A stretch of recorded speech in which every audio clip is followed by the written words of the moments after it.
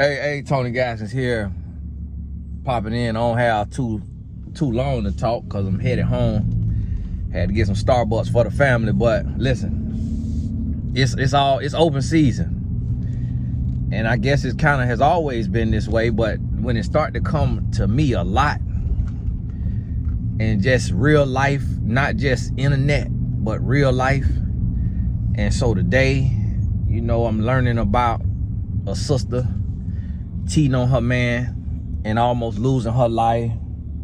Then hearing about another sister who going off on her man publicly, acting a fool, wilding out. And then I saw this interview that I shared with the Blessed Tribe. See, the Blessed Tribe on the community page, I could share posts that's just for the Blessed Tribe, so everybody don't get to see those. But I shared an interview of a man, and he talking about does black athletes prefer white women? And then on this whole episode, I'm still going through it. I'm probably 40 minutes into it, but it's pretty. Now this thing say no turn on red, so I hope the car behind me no. But it's pretty like a bash session of black women, and just talking about just how unruly black women are, just how unbearable black women are, and how it was a percentage that they said 50% or 70%, something crazy, of black women, of the divorces initiated with black people is by black women. And just how the rates go up if a woman got a degree, and just basically just talking about how women are being raised, and they wasn't saying black on this part, but just saying how women raised to be kings instead of queens, and how women get with a man. Oh, I think they said a black woman is 2 times more likely to file for divorce than a white woman. And just making black women look bad. And it just kind of mind-boggling to me. And this was 2 black men now. It was 2 black men. One of them looked like he might have some white in him, I don't know.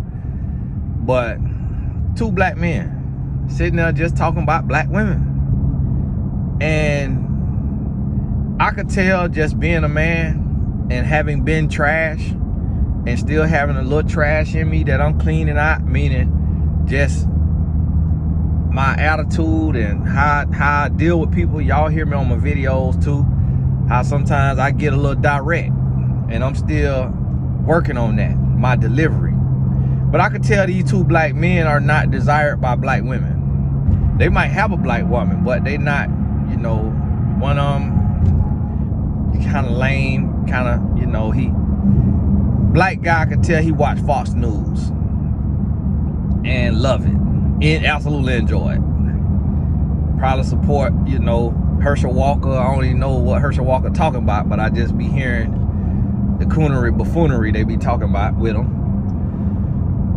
And then the other guy, same thing. And you just I could see as a man, when I'm dealing with an insecure, self-hating man, and who looking for a scapegoat.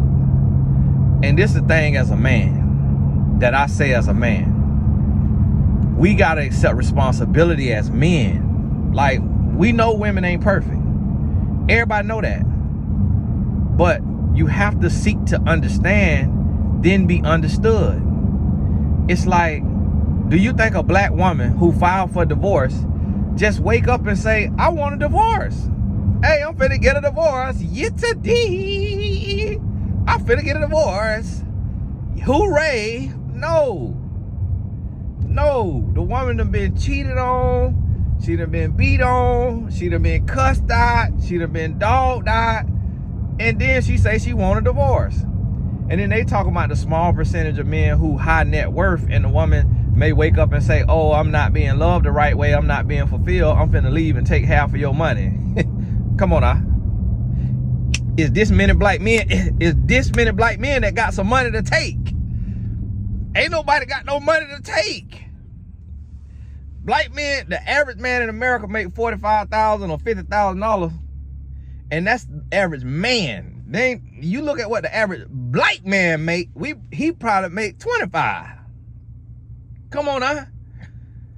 But it's like we out here as men, as black men, painting this narrative of black women. And listen, we all flawed, because when you done been out there in them trenches, and this is what the lame guys don't understand.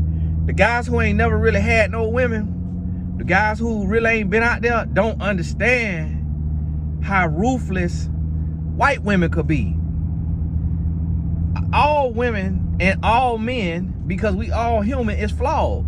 So whatever portion of society that you study, you're gonna find a bunch of debauchery. And I don't even know how that's how you say it, but we're gonna say it like that right now. Debauchery. Any portion of society you study, you could study Pacific Islanders and you finna find a whole bunch of stuff. You could study Native Americans, you could study blacks, you could study Hispanics, you could study whites. Any portion you look at, I'm gonna tell you one thing, and I'm gonna help you understand something. Every single white woman I have met in my life that I tried to sleep with, I slept with in the first night.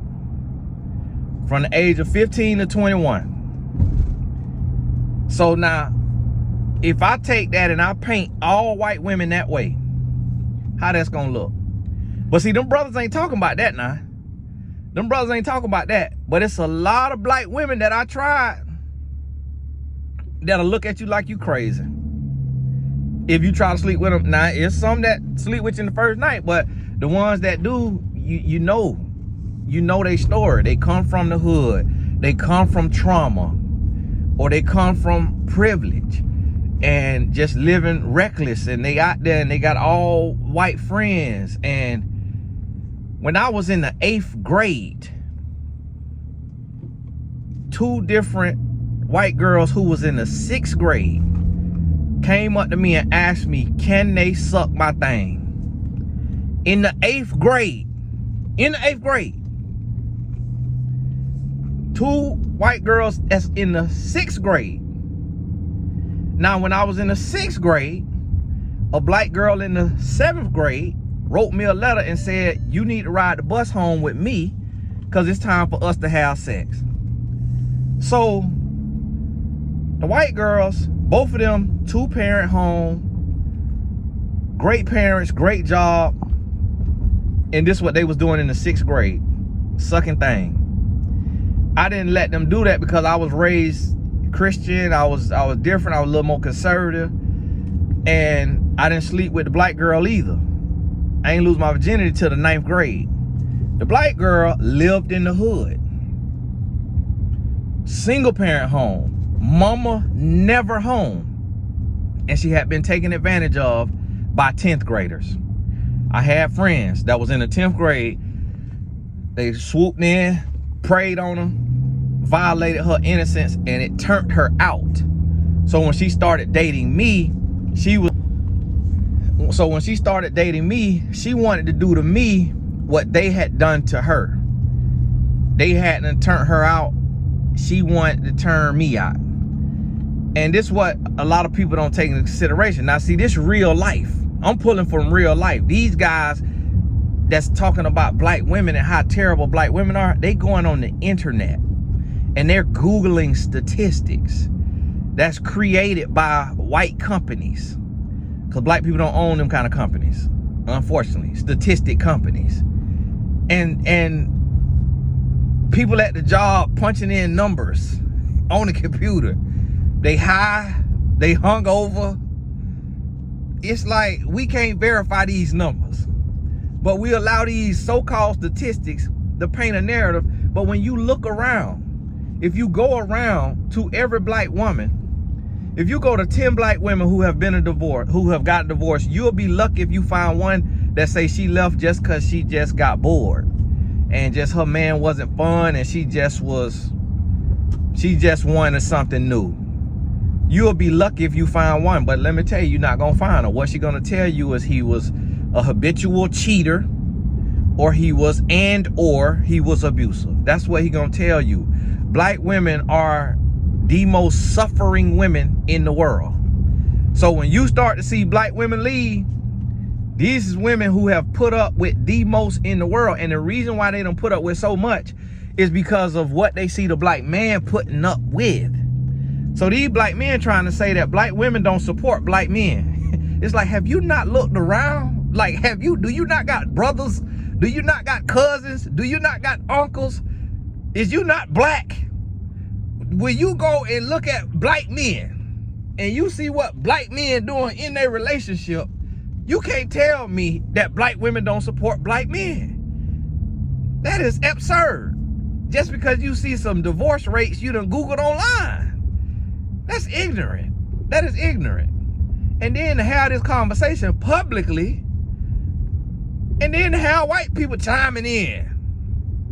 The man was interviewing white people, and then it's the thing. He making a point about this white man who went into this office playing a prank, and it was two black women that came to the defense.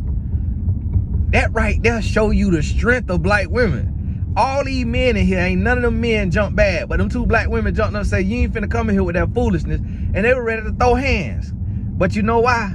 It's because of what they done already suffered at the hands of men in their community. That's why they so tough. That's why they got that edge, because of where they was raised, because what they saw growing up. That ain't just, you don't come out the womb like that. You raised like that.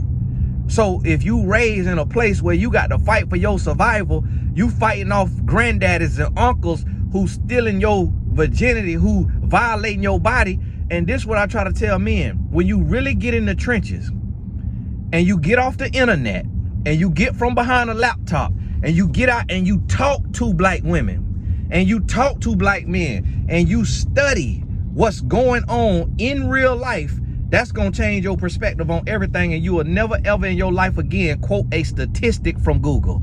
Never in your life again will you quote a statistic from Google when you get out here in these trenches. And that's why I'm trying to tell all these black men who is talking about black women and black relationships, if you ain't got now, if you ain't with a black woman loving her, trying to make it work, and married and raising a family with your black wife, then shut your mouth. Shut your mouth, because you don't know what you're talking about. And I'm sick and tired of hearing it. Because we ain't nothing but the Willie Lynch letter come to life. We the Willie Lynch letter. Just against each other, just online, just black men online, just bashing black women. Like, come on now. We know ain't now woman perfect. But I can guarantee you, for everything you could say about a black woman, we could say about every other race of a woman. We could look at Hispanic women, white women, Asian women. We could go down the list and see every single woman got the same type of problems in they life in a different form.